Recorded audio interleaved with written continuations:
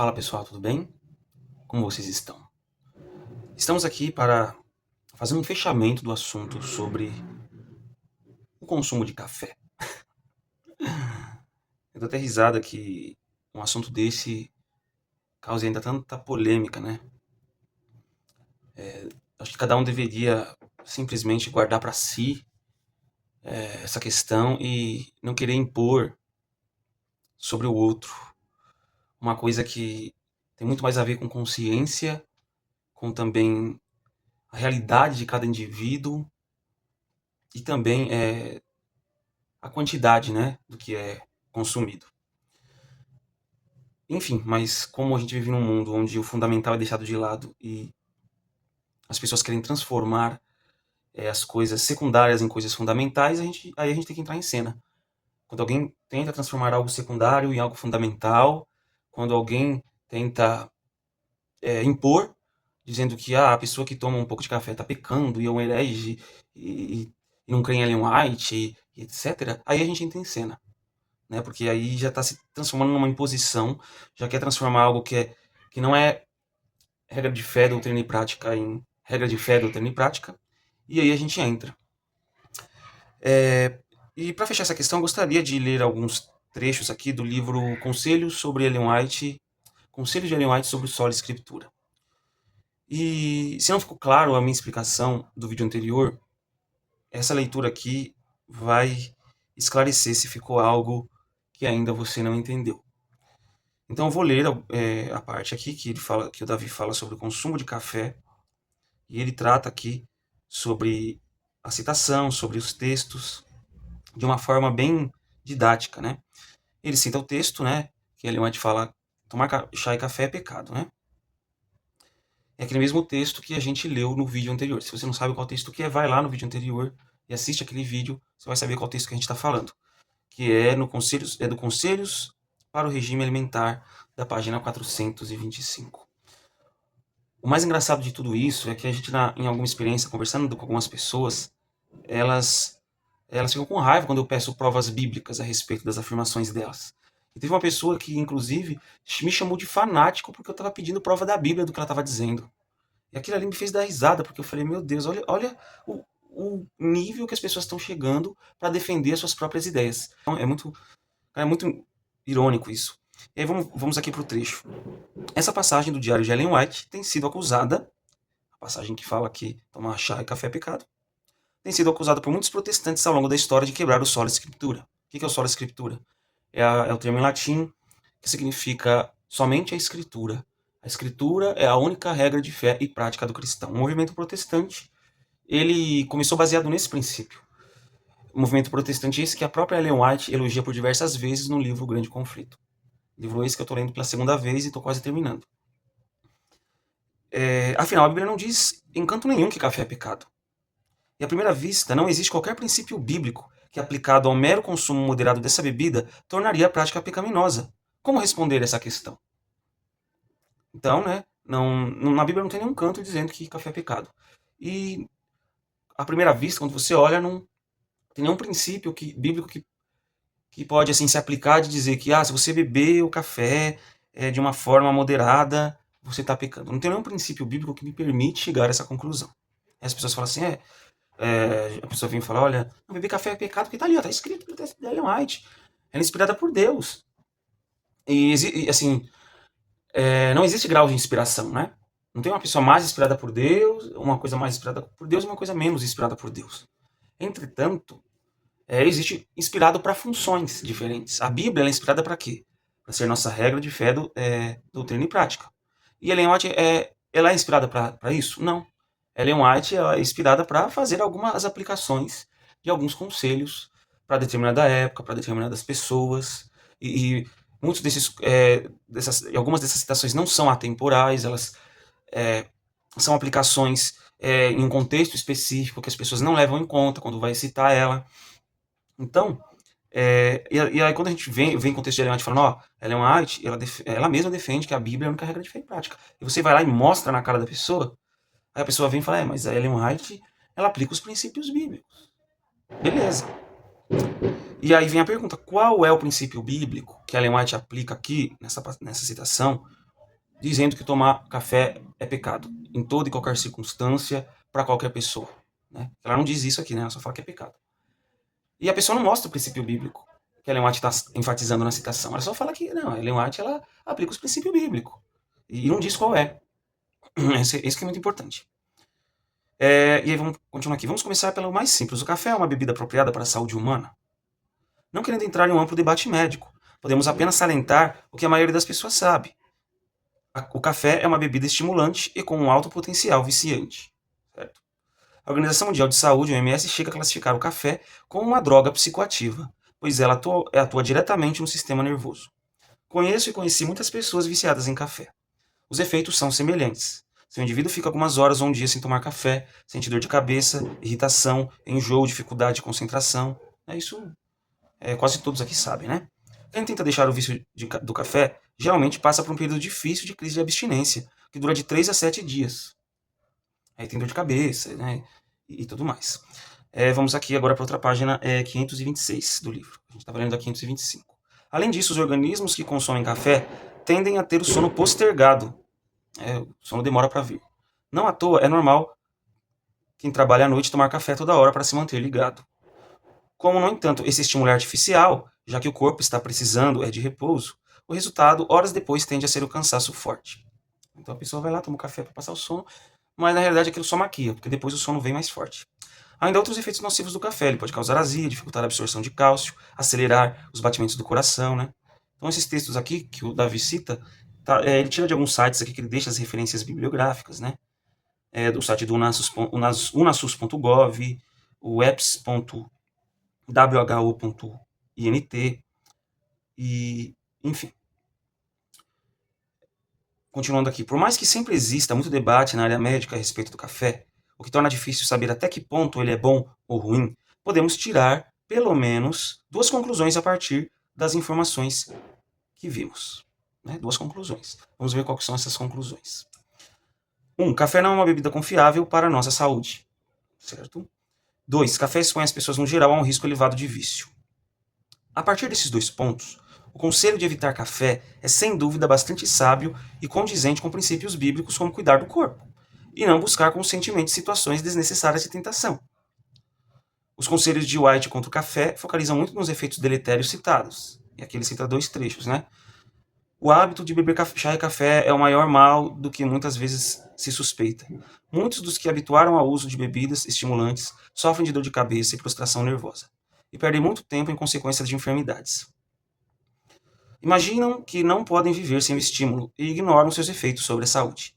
O que as torna mais perigosas é que seus maus efeitos são frequentemente atribuídos a outras causas. Então, conselho sobre o regime alimentar, 4.2.3, falando sobre o café. Outro texto aqui de Ellen White que ele cita. Tem um baita texto aqui, inclusive. O chá atua como estimulante até certo grau, produz intoxicação. A ação do café e de muitas outras bebidas populares é idêntica. O primeiro efeito é estimulante. São excitados os nervos do estômago, estes comunicam irritação ao cérebro, o qual, por sua vez, desperta para transmitir aumento de atividade ao coração e uma fugaz energia a todo o organismo. Esquece-se a fadiga, parece aumentar a força. Desperta o intelecto, torna-se mais viva a imaginação. Em virtude desses resultados, muitos julgam que seu chá ou café lhes faz grande benefício. Mas é um engano. Chá e café não nutrem o organismo. Seu efeito produz-se antes de haver tempo para ser digerido ou assimilado, e o que parece força não passa de excitação nervosa. Uma vez dissipada a influência do estimulante, abate-se a força tão natural, sendo o resultado um grau correspondente de languidez e fraqueza. O uso continuado desses irritantes nervosos é seguido de dores de cabeça, insônia, palpitação, indigestão, tremores e muitos outros males, pois eles gastam a força vital. Uso continuado, né? Não é um uso assim, esporádico, assim, né? Os nervos fatigados necessitam repouso e quietação em lugar de estimulantes de superatividade. A natureza necessita de tempo para recuperar as exaustas energias. Quando suas forças são aguilhoadas pelo uso dos estimulantes, conseguir-se-á mais durante algum tempo. Mas à medida que o organismo se enfraquece mediante o uso contínuo, torna-se gradualmente mais difícil erguer as energias ao nível desejado. Então, o organismo vai enfraquecendo e você conseguir através do café Erguer as energias ao nível que você precisa fica cada vez mais difícil. A exigência de estimulantes se torna cada vez mais difícil de controlar, até que a vontade é vencida, parecendo não haver poder capaz de negar a satisfação do forte apetite contrário à natureza. São reclamados estimulantes mais fortes e ainda mais fortes até que a natureza exausta já não pode corresponder. E aí essas duas citações aqui que nós lemos, as duas últimas, Essência do Bom Viver, página 326 e 27, Conselho sobre o Regime Alimentar, página 425. Continuando aqui. Não é possível dizer que essas palavras são mentirosas, e que os alertas de White são tolos. Entretanto, o problema não é resolvido apenas com a constatação de que o café não é ideal para a saúde. White foi mais longe e disse que o consumo era pecado, né? Como o texto que nós tratamos no vídeo passado. Ellen White não falou só que o café faz mal, que tem que evitar, não. A Ellen White ela foi até mais longe. Ela falou, não, o consumo é pecado. Isso levanta uma discussão muito complexa. Qual que é essa aí? Vejamos. Qual é exatamente o princípio bíblico que torna o café um pecado? Quem sabe isso pode até responder. Qual é o princípio bíblico exatamente que torna o café um pecado? Se a resposta é o cuidado com a saúde, né? Que geralmente, eu tô lendo e reproduzindo o que ele tá falando aqui. Você pode falar, o cuidado com a saúde, o cuidado com o corpo é o tempo do Espírito Santo, etc, etc. Então aí o Davi argumenta da seguinte forma: se a resposta é o cuidado com a saúde, isso implica que qualquer coisa que faça mal à saúde é pecado. Qualquer coisa que faça mal à saúde é pecado. Então, se o princípio for puramente o mal à saúde, qualquer coisa que faz mal à saúde é pecado, como o Davi argumenta aqui. Nesse caso, mesmo o indivíduo que come uma pizza, um bolo ou algo com açúcar industrializado, uma vez por ano, estaria pecando. Porque se é pecado, tudo que faz mal à saúde é pecado, é a pessoa comendo essas três coisas aqui, pizza, bolo, algo com açúcar, industrializado e tal, estaria pecando, mesmo que fosse uma vez por ano. Comer carne também seria pecado, já que a carne, conquanto possa trazer alguns benefícios, demora a ser digerida, não sendo o melhor alimento para o homem. Também seria pecado dormir um pouco mais tarde de vez em quando. Seria pecado também porque faz mal para a saúde, né? Tudo isso levando em conta a resposta, né? Qual que é o princípio que torna beber café um pecado? É o cuidado com a saúde. Então, se for esse princípio, abre um leque gigantesco de tudo isso que a gente está lendo aqui, que o Davi está pontuando muito bem. Beber líquido no almoço, comer entre as refeições, consumir qualquer coisa com agrotóxico, passar alguns dias sem se exercitar, usar um aparelho celular por causa da radiação, trabalhar no turno da noite, entrar com sapatos em casa, entre diversas outras coisas. Não obstante, pensar assim traz três graves problemas. 1. Se cada um desses atos é pecado, isso implica que há um leque gigantesco de pecados que a Bíblia não afirma que são pecados, tornando difícil enxergar em que sentido a Bíblia é suficiente em matéria de regras de conduta. Então, assim, você pega esse princípio, o café é pecado que faz mal para a saúde. Você precisa aplicar esse princípio direito. Se o café é pecado por causa de saúde, por coerência lógica, tudo isso que a gente leu aqui também seria pecado. E aí é um leque gigantesco de coisas que seriam pecado, e todas essas coisas, nenhuma delas são citadas na Escritura, e aí ficaria difícil enxergar que uma pessoa que tem uma visão dessa enxerga a Bíblia como suficiente. É como se em si só a Bíblia fosse insuficiente. Porque, poxa, tem um monte de coisa aqui que é pecado, porque transgride o princípio da saúde e a Bíblia não fala em nenhuma delas. Ora, então a Bíblia não é suficiente como regra de fé e prática. Isso contraria o que a própria Ellen White diz também, que é que a Bíblia é a única regra de fé e prática. Fica difícil, né? Uma pessoa defender que a Bíblia é a única regra de fé e prática e defender que o café é pecado baseado nesse princípio de saúde. 2.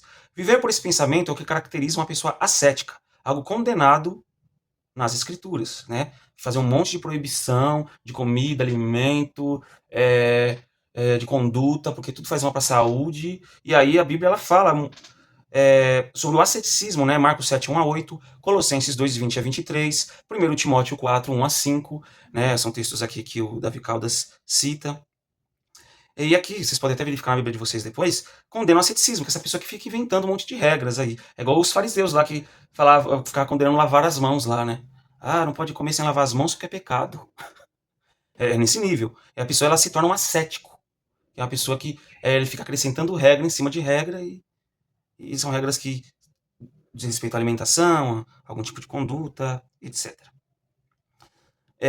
A Bíblia não proíbe o consumo de carnes em nenhum lugar, e Jesus mesmo fazia uso de carnes limpas, né? E aí você tem uma renca de textos bíblicos aqui, Gênesis 9, 1 a 4, 12, 18, Êxodo 12, 1 a 11, Levíticos 11, 1 a 3, Deuteronômio 12, 25 a 28, né? E aí a gente um pouquinho mais para frente aqui, Lucas 24, 40 a 42, João 21, 1 a 14, Romanos 14, 1 a 6, 1 Coríntios 10, 25 a 33, né? Então, a Bíblia não proíbe, né, esse uso de carnes limpas. Talvez um pensamento mais próximo da Bíblia seja o de que devemos cuidar da saúde no sentido geral, né? Esse é um pensamento próximo da Bíblia. Assim, comer e beber coisas não ideais de vez em quando não seria pecado se o hábito geral é cuidar da saúde, né? Então, se a pessoa ela sempre ela procura ter um hábito geral de cuidar da saúde, ela se exercita, ela come coisas saudáveis, ela procura quase sempre dormir no horário certo, e ela toma um cafezinho de vez em quando, isso é, não acabaria com o princípio geral da saúde, porque o hábito dela é cuidar da saúde, né? O hábito dela é esse. Então o café não quebraria esse hábito, não teria um malefício tão grande, porque é uma pessoa que já costuma sempre cuidar da saúde. Então, assim, comer coisas não ideais de vez em quando não seria pecado se o hábito geral é cuidar da saúde. Aparentemente, a própria Ellen White enxergava a questão dessa forma. Isso, aí ele fala, haver discussão nas páginas 41 e 43 desse livro aqui dele, né? Isso parece ser reforçado pelo fato de que nosso organismo tem uma boa capacidade de tornar inócuo o efeito de maus alimentos, quando nossa dieta e estilo de vida geral são saudáveis. Então, se a sua dieta e estilo de vida geral são saudáveis, o seu organismo ele torna ineficaz o efeito de algo que ocasionalmente você venha a comer ou beber que possa fazer mal para você. Por exemplo, você tem sempre o costume de comer fruta, se exercitar, dormir na hora certa, e de vez em quando você come um chocolatinho. Esse chocolate ele não vai ter um efeito tão ruim para você, porque o seu hábito geral, ele é saudável. Então, um chocolate de vez em quando, o organismo ele vai ter uma boa capacidade de bloquear o efeito ruim do chocolate, entendeu? Mas se esse for o caso, então café só seria pecado se virasse um vício ou um hábito frequente a ponto de causar danos à saúde geral da pessoa. Então, a pessoa tem uma saúde geral e, nesse contexto, o café só seria pecado se tornasse um vício ou causar danos aí, né? Um hábito frequente ao ponto de causar dano à sua saúde geral. O problema dessa hipótese é que Ellen White não abriu margem para o consumo esporádico e moderado de café. Ela falou, é pecado e ponto. Ela pode tomar de vez em quando, né? Não, na citação ela não fala isso. Nenhuma das citações ela diz isso. As opções que surgem aqui são. Então, tendo em vista isso, quais são as opções que surgem? Opção número 1. White realmente quis dizer que tomar café é pecado e há algum princípio bíblico que confirma isso, embora ainda não tenhamos achado. Essa é a alternativa número 1. Né? Ah, não. Então, White disse isso mesmo, tomar café é pecado, e ela está certa, porque tem um princípio bíblico por trás disso. Só que esse princípio ele não é encontrado. E com as pessoas que eu converso, eu não tenho oferecido assim uma resposta convincente. Número 2. Então aí vamos para a opção 2. White usou uma linguagem exagerada para tornar sua mensagem mais eficaz ou por algum outro motivo. Essa é a opção número 2, uma linguagem exagerada. Número 3. Ellen White errou na sua colocação. Né? Então você pode falar, Ellen White diz que o café é pecado, a Bíblia, a gente não pode extrair isso de nenhum princípio bíblico, assim, de dizer que o café é pecado para toda e qualquer pessoa, em toda e qualquer circunstância, em toda e qualquer dosagem. Isso não é amparado pela Bíblia, por nenhum princípio bíblico, então, se Ellen White está indo contra a Bíblia, ele errou. Essa seria a terceira alternativa, tá bom? Muitos, eles adotam a alternativa 2, que ela... Alternativa 2 não. A 1 e a 3. É o que a maioria aí, que eu já conversei, eu já ouvi, adota, né? Vamos aqui. Vamos nos concentrar na opção número 1 e ver onde ela nos leva. Se o princípio do cuidado com a saúde não é suficiente para condenar cada ato supracitado como pecado em qualquer contexto, né? Então, o princípio do cuidado com a saúde ele não é suficiente, porque senão a gente teria que cortar 90% das coisas da nossa vida que fazem mal para a saúde, como a gente leu lá atrás. Então, devemos nos voltar para o outro princípio já mencionado aqui. Qual que seria o outro princípio? O de não se colocar conscientemente em situações de tentação sem necessidade. Então, qual que é a ideia desse princípio aí? Você toma um café, você pode estar entrando em uma situação de tentação sem necessidade. A tentação é a seguinte, você se viciar no café, você tomar sem controle. Então, seria você se colocar numa situação de tentação sem necessidade. Continuando aqui. Ora, se o café tende a viciar e não precisamos dele, isso seria uma transgressão do princípio, não é mesmo? Aí você pode falar, então, pronto, checkmate. O café, ele vicia, a gente não precisa dele, então isso é uma transgressão do princípio, né? Você está se colocando em risco. Aí, continuando. Bom, receio que a coisa não seja tão simples. Vejamos. Se uma pessoa nunca tomou café, ela não sabe se tem tendência ao vício. Primeiro ponto. Então é razoável que ela se abstenha de provar café. Então, a pessoa nunca tomou, ela se abstém de tomar café para não se colocar em risco. No entanto, então é razoável que ela se abstenha de provar café. Muita gente, no entanto, já consumiu café e sabe se tem ou não tendência ao vício. Então, as pessoas que já consomem café, algumas sabem se tem tendência ou não ao vício, algumas sabem que se tentar abandonar o café por alguns dias vai passar mal ou não. Então, porque as pessoas já tomam café, então ela já sabe a dinâmica que ela vive com o café ali. E aqui a questão se complica bastante, ao menos em minha experiência, o Davi falando aqui, assim como conheci e conheço diversas pessoas viciadas em café, também conheci e conheço muitas pessoas que não conseguem se viciar. Tenho a impressão de que até em número superior, em número até superior. Eu também conheço muitas pessoas que não são viciadas. Conheço pessoas viciadas? Conheço. Conheço pessoas que não. Eu tava conversando com um amigo que eu fui visitar na sexta-feira, e ele mesmo falou, Paulo, se eu quiser parar hoje, eu paro de boa. Não sou dependente do café. Entendeu? Tem vezes que eu fico dias sem tomar café e tal, e não dá nada. Então, você vê, o Davi conhece, eu conheço, e existem sim muitas pessoas assim. E aí ele fala, eu mesmo sou um. Então o Davi, ele mesmo fala que ele é mesmo uma pessoa, ele mesmo é a pessoa, é uma das pessoas que pode tomar um café de vez em quando, não vai se viciar e tal, e pode parar a hora que quer, não vai ser controlado por isso. Cresci em uma família não adventista e fui habituado a beber café com leite todos os dias, de manhã e de tarde, mas nunca tive os efeitos de viciado em café. Eu também, eu tomei café quando era criança, eu não tomo desde os 7 ou 9 anos de idade, não lembro exatamente, mas eu tomei café por alguns anos, café com leite, desde quando eu me entendo por gente. Vai, desde os 3 4 anos de idade, até os 7 9 anos de idade. E eu parei, quando eu decidi, eu vou parar de tomar café, eu e minha irmã. A gente não teve nenhuma crise de abstinência. Entendeu? Olha como, né, não é todo caso que o café vicia. Eu bebia apenas porque era o que tinha para beber, o Davi fala. Então, o que tinha para beber na casa dele era café. Ele bebia por causa disso. Porém, quando havia outra coisa para consumir, como um suco, vitamina de banana, achocolatado, eu podia cortar facilmente o café sem sentir qualquer necessidade de consumi-lo, nem passar por efeito de abstinência.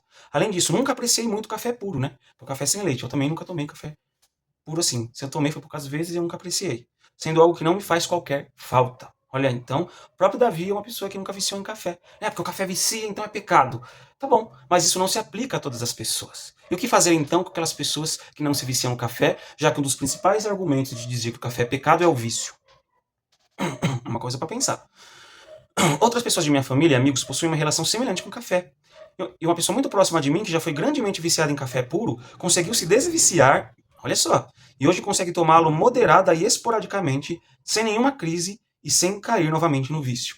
Então ele conhece uma pessoa da família dele, que ela foi viciada em café, se desviciou do café, depois voltou a tomar café e agora consegue ser moderado, não precisa, não é viciado, consegue tomar de vez em quando. E aí o Davi deixa uma coisa muito clara, que também é o meu intuito quando eu gravo vídeos a esse respeito. Meu intuito aqui não é estimular os adventistas a tomarem café. Como eu disse antes, café não é uma bebida confiável. Meu intuito é apenas mostrar que o risco do vício não é igual para todos. Para alguns ele é praticamente inexistente. Então para alguns é inexistente. Para outros, assim, se tomar em grande quantidade fica viciado, mas a pessoa toma em menos quantidade e aí também não vicia. Mas para alguns nem isso. Para alguns ele pode tomar o tanto de café que for e o vício é inexistente. Alguém poderia argumentar, é claro, que o mesmo raciocínio poderia ser usado para a bebida alcoólica, por exemplo. Tem pessoa que não é viciada em bebida alcoólica, bebe de vez em quando e tal, né? Essa mesma linha de raciocínio aí, né? Tem gente que bebe e não se vicia. E aí? Quer dizer que bebida alcoólica está permitido também? E aí vem a resposta aqui. De fato, muitos cristãos creem que a Bíblia não condena o álcool. Eles creem e eles fazem uso desse tipo de argumento. Contudo, devemos reconhecer que as consequências do vício no álcool são muito mais perigosas que as consequências do vício no café. Viciados em café, ao consumirem excessivamente essa bebida, não causam acidentes de trânsito. Eu falei um pouco disso no vídeo anterior, né? Não espancam filhos e esposas, não andam cabalhando pela rua, nem gastam todo o seu dinheiro no vício. As pessoas viciadas em café, elas não, nem o vício em café pode se equiparar ao vício em bebida alcoólica, olha só. Ademais, ainda que algumas pessoas lutem anos para largar o café, o fato é que geralmente 7 dias sem café já são suficientes para fazer findar a crise de abstinência e o vício. Isso será longe de ser verdade no caso do alcoólatra. Tem gente que bebe a vida toda e não consegue, que vai para a clínica para parar de beber, volta para a cidade e volta a beber de novo. Isso não é o caso de bebedores de café, né? Não tem clínica de reabilitação para bebedores de café. Ninguém mata o outro no trânsito por ter bebido café, atropela o outro no trânsito, né? Tem muitos casos de acidente de trânsito que é causado por bebida alcoólica, né? Pessoas bêbadas. Para além disso, conquanto haja bastante discussão no meio cristão sobre se a Bíblia Sagrada condena ou não a bebida alcoólica, existem muitas passagens que tratam a bebida forte, isto é, alcoólica, de maneira muito negativa. Então, existem muitas passagens que tratam. Salmo 69:12, Provérbios 21, Provérbios 31, verso 4 a 6, Isaías 5, 20 a 23, Isaías 28, verso 7, Isaías 56, versos 10 a 12. O café, contudo, não aparece na Bíblia Sagrada. Com base em que, então, o café poderia ser considerado pecado? Olha só. Então a Bíblia fala, ó, cuidado com o vinho, que se escoa no copo, ó, pessoas que estão em posições de poder, não se dê ao vinho, porque pode atrapalhar o julgamento. Você vê várias referências ao vinho. Você não vê nenhuma ao café, ó, cuidado com o café, porque a pessoa não é sábio aquele que toma café, cuidado com o café que escoa suavemente no copo. Não tem. Então com que base o café seria considerado pecado, hein? Mais uma pergunta muito interessante. Creio que podemos clarear a questão mudando um pouco a perspectiva. Vamos mudar um pouco o ângulo de visão. É isso que o Davi está querendo dizer. Em vez de perguntar qual a base para considerar o café como pecado, podemos perguntar: há circunstâncias em que o consumo de café pode ser considerado pecado acima de qualquer contestação? Então, a gente poderia fazer essa pergunta, talvez seria melhor, né? Qual é a base, em vez de perguntar qual é a base para considerar o café pecado, a pergunta poderia ser feita de outra forma. Ó, existe alguma circunstância que o consumo de café poderia ser considerado pecado acima de qualquer contestação, de forma que ninguém pudesse dizer o contrário? Penso que sim. Qualquer cristão concordará que tomar café é pecado quando a. Se torna um vício. Você discorda disso? Não, eu também não discordo. Nenhum cristão provavelmente discorda. Pode ser que exista, né? Tem cristão de todo tipo, mas a maioria não. B. Incentiva outras pessoas ao vício. Então, beber café é pecado quando você incentiva outras pessoas ao vício do café. C. É tomado em frequência e quantidade que causa mal à saúde como um todo. Então, o café também seria considerado tomado de forma exagerada aí, a ponto de causar mal à saúde. O terceiro ponto é interessante. Qual é a frequência e a quantidade segura para o organismo? Então, tá bom. Se eu tomar café em uma quantidade e frequência que faz mal à minha saúde, eu vou estar pecando. Então, eu preciso tomar cuidado com a quantidade que eu tomo. Certo, mas qual é a quantidade segura, então? Até onde eu posso tomar café de uma forma que não seja prejudicial ao meu organismo e não seja pecado? Olha que pergunta legal. Não sabemos. Não, isso implica que não só é razoável não criar o hábito, como é razoável que uma mensageira inspirada por Deus, encarregada de incentivar o cuidado geral com a saúde, aconselhe de modo radical: não beba. Porque é algo meio complicado, né? Você não sabe qual a quantidade exatamente e tal. Nem todo mundo tem esse domínio, tem gente que nunca bebeu café. Então, é um conselho válido, ó, não beba café. Porque, olha, você pode, dependendo da quantidade que você tomar, você pode viciar, pode fazer mal ao seu corpo. Então, o ideal é você se afastar o máximo possível, não beber.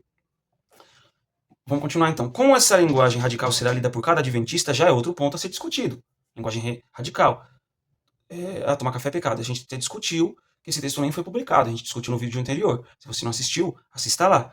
A única citação que a Ellen White falou, tomar café é pecado, ela nem sequer foi publicada pela Ellen White. Foi publicada após a sua morte. Era um diário que ela escrevia. Aquilo ali. É um diário pessoal dela. Mas existem outras passagens que ela não recomenda beber café, embora ela não diga que é pecado, né? Então, como os adventistas interpretam cada linguagem, né? Muitos entenderão a linguagem como literal e exata. É a opção 1. Nessa opção é preciso achar princípios bíblicos que sustentam a interpretação. Né? Então, a passagem literal, é exata, Ellen White disse isso mesmo, quis dizer isso mesmo. Então, aí o que acontece? Para que a Ellen White se harmonize com a Bíblia, né, é preciso ver no texto. E aí, tem princípio que defenda que o café é pecado? Por outro lado, também teremos adventistas para os quais a linguagem de Ellen White não deve ser lida em sentido absoluto, pois isso feriria o sola scriptura. Essa já é a opção 2. Então, o outro lado fala assim, ó, a gente não pode levar ferro e fogo essa citação de Ellen White aqui, tomar como uma regra ferrenha, porque isso vai ferir o sola scriptura. A gente vai estar criando uma doutrina que não tem base bíblica. Isso fere a Bíblia, o princípio que a Bíblia é como única regra de fé, doutrina e prática. Nesta opção, que é a opção 2, White teria feito o uso de uma linguagem exagerada, talvez por suas limitações, estilo, estratégia, ou mesmo por ordem de Deus, que pode ter julgado apropriado, que White expressasse a mensagem em questão com linguagem exagerada. Qualquer que tenha sido o motivo para White exagerar na linguagem, segundo essa hipótese, isso não põe em xeque a inspiração da mensageira, nem a verdade geral da mensagem dela. Qual que é a verdade geral da mensagem dela? Devemos cuidar da nossa saúde para a honra e glória de Deus. E creio que essa verdade geral pode ser aceita facilmente por qualquer cristão bíblico. Então, por mais que a Ellen White ela comete um exagero aqui na hora de falar, pode ser por vários motivos. Pode ser que ela estava falando com pessoas que eram viciadas em café. Né?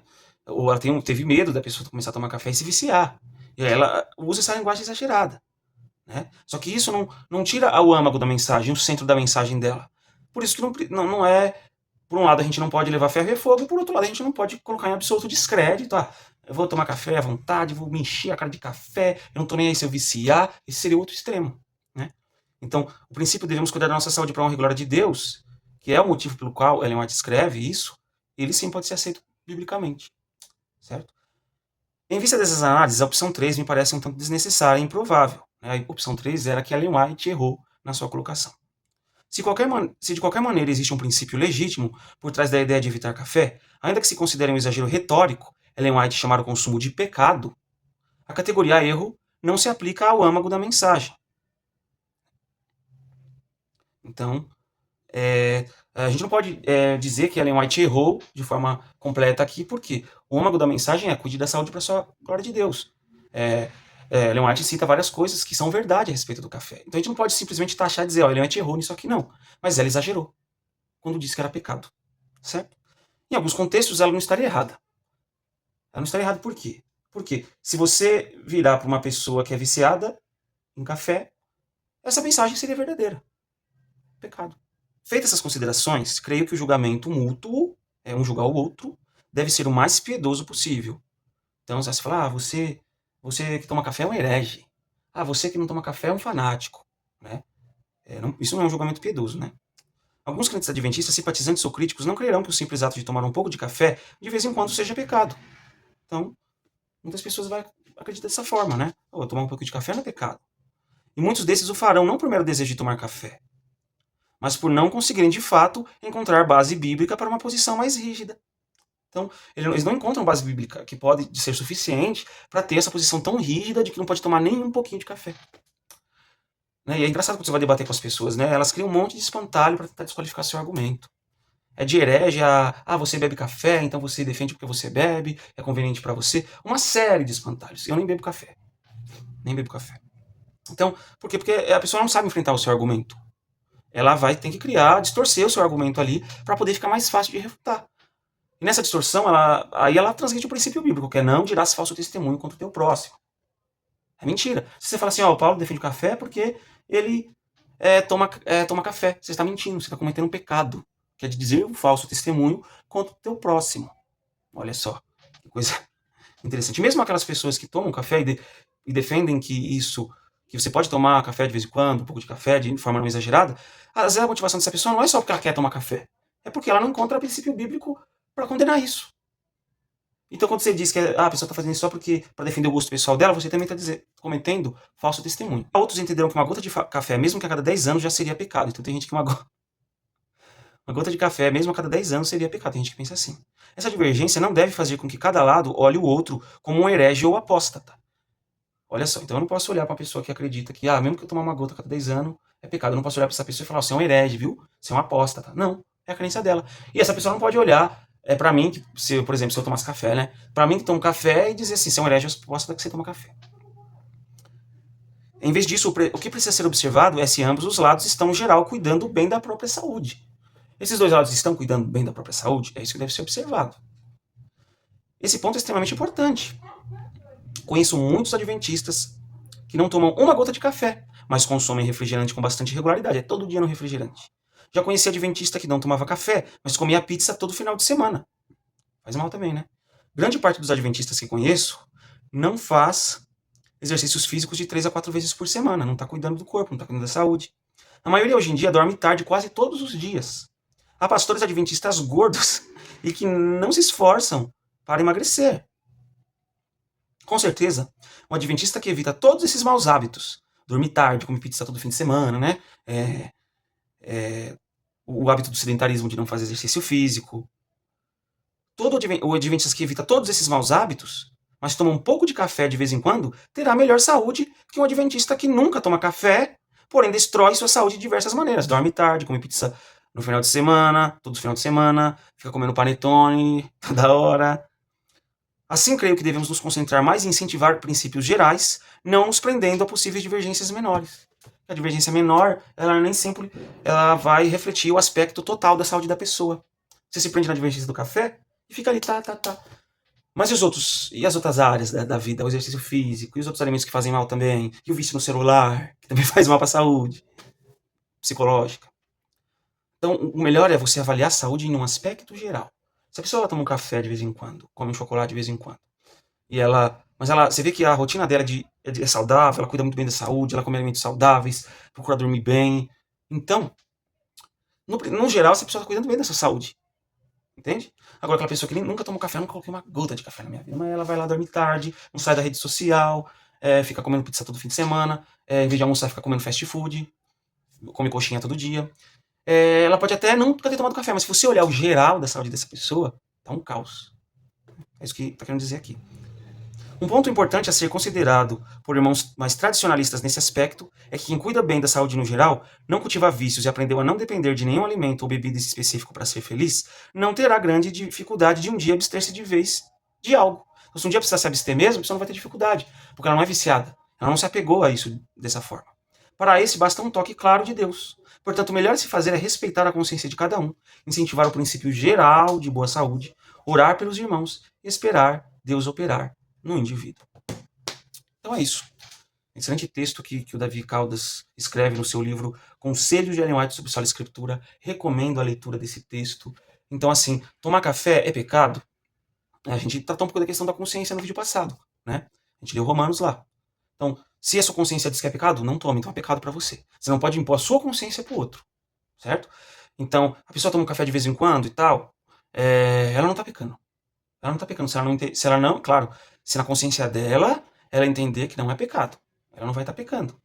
E no caso também, se ela não tiver viciada, né?